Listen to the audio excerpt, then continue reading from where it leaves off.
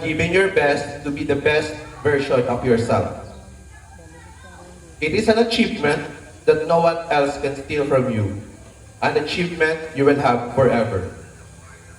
Hanggang ngayon, naaalala ko pa rin ang guru ko dito sa GAES, simula ng elementarya. Kami ang unang group ng kinder dito. So, nung kinder, ang aming guro ay si Ma'am Vicky Pumilla.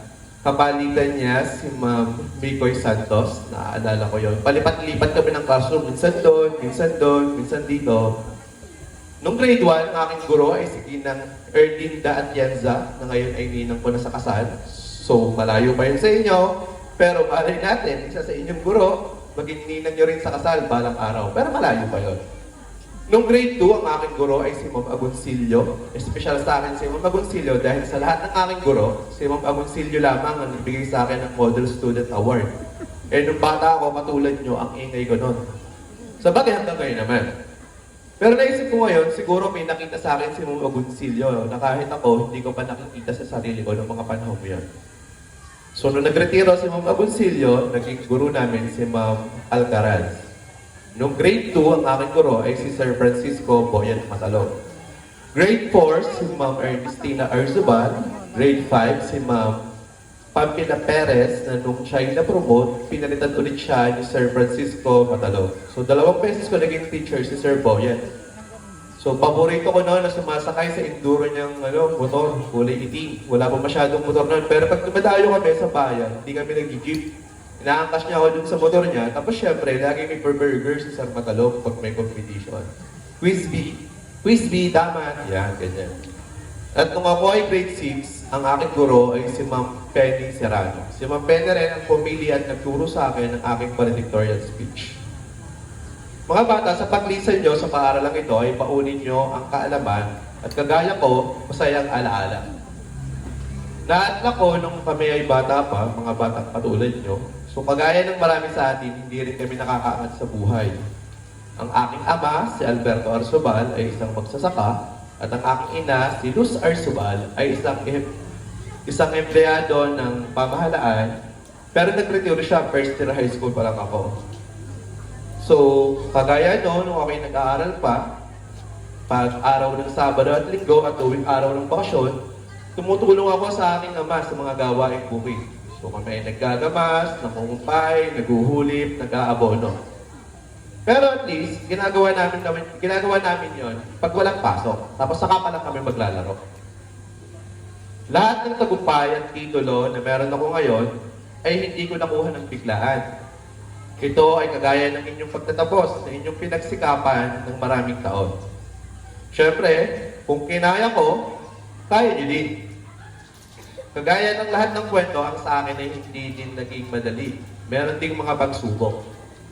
So, kagaya ng nabanggit ko kanina, pagkatapos ko ng first year high school, ako ay napilitang huminto sa pag-aaral. Opo, tumigil ako. Bakit? Siyempre, kagaya ng lahat ng dahilan. Problemang pinansyal. So, siyempre, kung may imagine nyo, valedictorian ako ng grade 6, tapos katatapos ko lamang ng isang magandang school year ng first year, tapos kailangan kong tumigil. Naalala ko noon, araw-araw, gabi-gabi akong umiiyak. Kasi iniisip ko sa aking sarili, hanggang dito na lang ba talaga? Hindi na ba talaga ako makakapagpatuloy ng pag-aaral? Pero dahil dala ng sitwasyon, natuto akong magkapak at magkarga. Opo, 14 years old ako noon nung sumama ako sa pagkakapak at pagkakarga. Aaminin ko, noong mga panahon na yon, may mga pagkakataon na nawawalan na rin ako ng pag-asa. Naiisip ko na siguro wala na talaga, hanggang dito na lang. Hindi na ako makakapagpatuloy at makakapagtapos. Pero mga bata, sa mga panahon ako ay nawawalan ng pag-asa, pinanghihinaan ng loob. Ang aking kinapitan ay ang aking pananalig sa Panginoon at panalangin. Araw-araw akong nagdadasal. Sabi ko, Lord, sana mabigyan ulit ako ng pagkakataon para makabalik sa pag-aaral at makapagtapos. Isang araw, dininig ng Diyos ang aking panalangin. Sa tulong ni Gina Erlinda Atienza, napasok ako sa full-time scholarship ng Agoncillo Foundation. So doon na muling nagpatuloy at nakapagtapos ang aking pag-aaral. Magaya ng nabanggit, nakapag-aral ako ng sekundarya sa Our Lady of Peace at nakatapos ng Bachelor of Science in Nursing sa Batangas State University, main campus. Pero kahit pa full-time scholar ako, hindi pa rin naging madali ang lahat kasi nakita ko ang sakripisyo at pagsisikap at paghihirap ng aking mga magulang. Kasi syempre marami pa rin gastusin kagaya na bayad sa boarding house, baon. So kita ko talaga hirap na hirap kami noon. So minsan, isang araw nung umuwi ako para magpakasyon, kinausap ko ang aking ama. Siguro kagaya nyo, ang ating mga ama ay talagang matikas, di ba? Hindi tayo natatakot sa kanila, pero iginagalang natin sila. So kinausap ko ang aking ama, sabi ko, Tatay, mabuti pa ata ay huminto na ako ng pag-aaral. Second year college ako nito. Sabi ko, magaling pa ata, maghanap buhay na lang ako para makatulong sa ating pamilya. Sobrang naaalala ko pa ang sinabi ng aking ama. With all seriousness, ang sabi niya sa akin, ano ang mas gusto mong hakukan? Gulok o ballpen? So doon ko mas na-realize ang pagsisikap ng ating mga magulang na bigyan tayo ng mas magandang kinabukasan.